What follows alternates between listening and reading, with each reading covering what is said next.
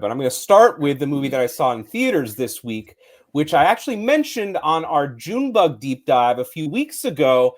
It is the directorial debut of the star of Junebug, Embeth Davidtz, and it is a film called Don't Let's Go to the Dogs Tonight. And I got to look on IMDb. I mean, this is a hard title to remember. I'm sorry. This is a title that is actually based on an autobiography that was written by a woman named Alexandra Fuller, and it recounts her life growing up in Zimbabwe, aka Rhodesia, around 1980. And she is a little white girl. In the movie, her character name is not Alexandra, it's Bobo, and she's played by a little girl named Lexi Venter.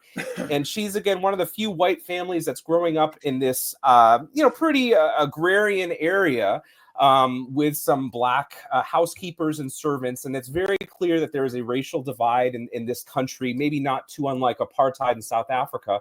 And Embeth Davidtz, who did in real life grow up in South Africa, at least in part, plays her mother, Nicola. And basically, this movie takes place in the middle of an election. And the election is between this guy who is supporting apartheid and another guy who's leading basically black liberation, Robert Mugabe. Again, real life election. If you know the history of that region, Mugabe won the election. And it's kind of about how this girl's family, Bobo's family, is basically these white colonist assholes, and they're racist, and they are now terrified as with the results of that election. It's kind of interesting watching this movie after the 2020 election, the 2024 election, and the fears of white people being a big role in this movie. I don't think that was unintentional.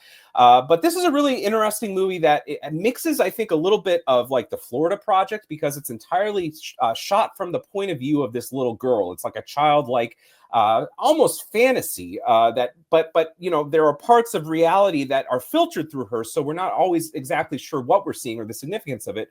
There's also like a little bit of John Cassavetes in this movie, because it's about a very troubled marriage. Her mother and father in this movie are basically alcoholics.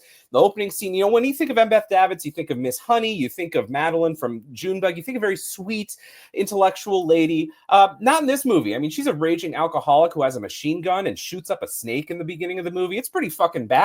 I appreciated that about it. But she is not a very likable character. This is her most Jenna Rollins. So I applaud Embeth Davidtz not only as a director, and this is a very well-directed movie, but also being really unkempt in this movie, and just a very gritty performance. And she's excellent in it.